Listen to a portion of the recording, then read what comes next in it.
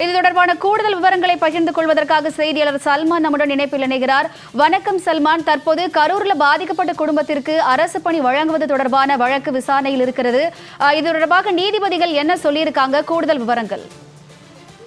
கரூர் கூட்ட நெரிசல் சம்பவத்தில் உயிரிழந்த 41 நபர்களின் குடும்பத்தினருக்கு அரசு வேலை வழங்குவதற்கு எதிராக சென்னை உயர்நீதிமன்ற மதுரை அமர்வில் ஒரு வழக்கானது மனு தாக்கல் செய்யப்பட்டது. அந்த மனுவில் இந்த அரசு வேலை என்பது தற்பொழுது அந்த 41 பேர் குடும்பத்தினருக்கு வழங்கக்கூடாது எனவும் குறிப்பிடப்பட்டிருந்தது.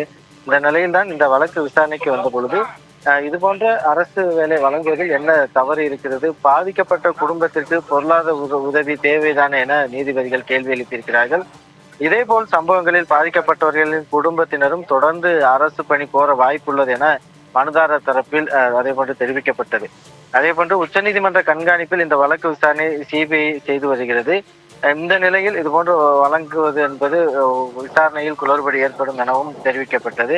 அதே போன்று கருணை அடிப்படையில் பணி வழங்கக்கூடாது, சாட்சிகள் இதனால் சேதப்படும் எனவும் கூட மனுதாரர் தரப்பில் தெரிவிக்கப்பட்டிருக்கக்கூடிய நிலையில்தான் இந்த நீதிபதிகள் இதுபோன்று இந்த அரசு பணிகள் வழங்குவதில் என்ன தவறு இருக்கிறது, பாதிக்கப்பட்ட குடும்பத்திற்கு பொருளாதார உதவி தேவைதான எனவும் கூட தெரிவித்திருக்கிறார்கள்.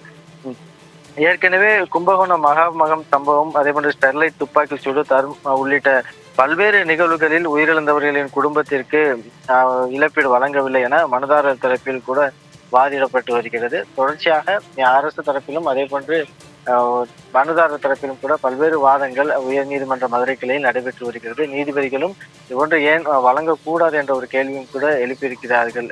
இதெல்லாம் நாம் பார்த்து கொண்டிருக்கிறோம். தொடர்ந்து வாதமானது நடைபெற்று வரக்கூடிய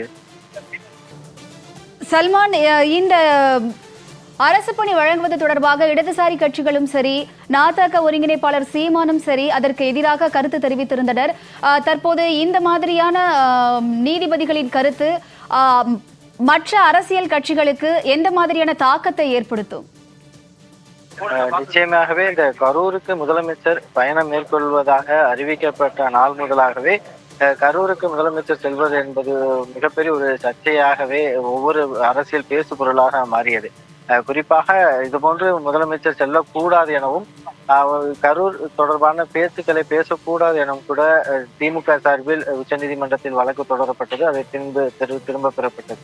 இப்படியான ஒரு நிகழ்வுக்கு மத்தியில் இதுபோன்று பாதிக்கப்பட்ட குடும்பங்களை சார்ந்தவர்களுக்கு 32 பேருக்கு அரசு பணி வழங்குவதாக அறிவிக்கப்பட்டதை தொடர்ந்து இதற்கு மார்க்சிஸ்ட் கம்யூனிஸ்ட் மற்றும் உள்ளிட்ட அதே போன்று நாம் தமிழர் கட்சி உள்ளிட்ட கட்சிகளை சார்ந்தவர்களும் கூட மாநில தலைவர் சண்முகம், அதே போன்று ஒருங்கிணைப்பாளர் சீமான் உள்ளிட்டோரும் தொடர்ந்து எதிர்ப்பு தெரிவித்து வந்தார்கள். அது போன்ற ஒரு பணி வழங்க தொடங்கினால் அனைவருக்கும் வழங்கக்கூடிய ஒரு முன்மாதிரியாக அமைந்து விடும். எனவே இதுபோன்ற அரசு பணி வழங்குவதை கைவிட வேண்டும் எனவும் கூட தொடர்ந்து கோரிக்கை விடுத்திருந்தார்கள்.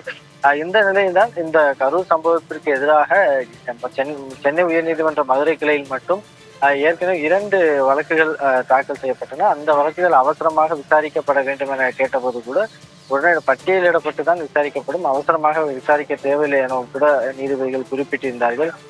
இந்த நிலையில்தான் தற்பொழுது இந்த அரசு வேலை வழங்கக்கூடாது என்று தொடரப்பட்ட வழக்குகளுடைய விசாரணை நடைபெற்று வரக்கூடிய சூழலில் நீதிபதி அவர்கள் அந்த அரசு வேலை வழங்குவதில் என்ன தவறு இருக்கிறது, பாதிக்கப்பட்ட குடும்பத்திற்கு பொருளாதார உதவி தேவைதானே என்ற ஒரு கேள்வியும் எழுப்பி இருக்கக்கூடிய ஒரு சூழலில் இது போன்ற அரசு பணி வழங்குவதில் எந்தவித தயக்கமும் இருக்காது, தடை ஏற்பட வாய்ப்பில்லை என்ற அளவிற்கான ஒரு கருத்தாக தான் தெரிவிக்கப்படுகிறது. ஆனாலும் கூட தொடர்ந்து 2 தரப்பிலும் அதே போன்று அரசு தரப்பிலும் சரி, மனுதாரர் தரப்பிலும் தொடர்ந்து பல்வேறு வாதங்களை முன்வைத்து பேசுகிறார்கள்.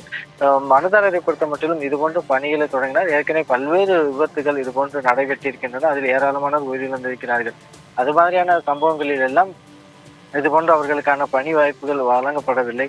ஆனால் தற்போது இது மட்டும் வழங்கினால் தொடர்ச்சியாக பல்வேறு நபர்களும் இதுபோன்ற உயிரிழப்புகளின் போது அவர்களும் அரசு பணியை முறையிடக்கூடிய ஒரு வாய்ப்பும் ஏற்படும். எனவே இதுபோன்ற பணிகளை வழங்கக்கூடாது எனவும் மனுதாரர் தரப்பிலும் தொடர்ந்து முறையீடு வைக்கப்பட்டு வருகிறது.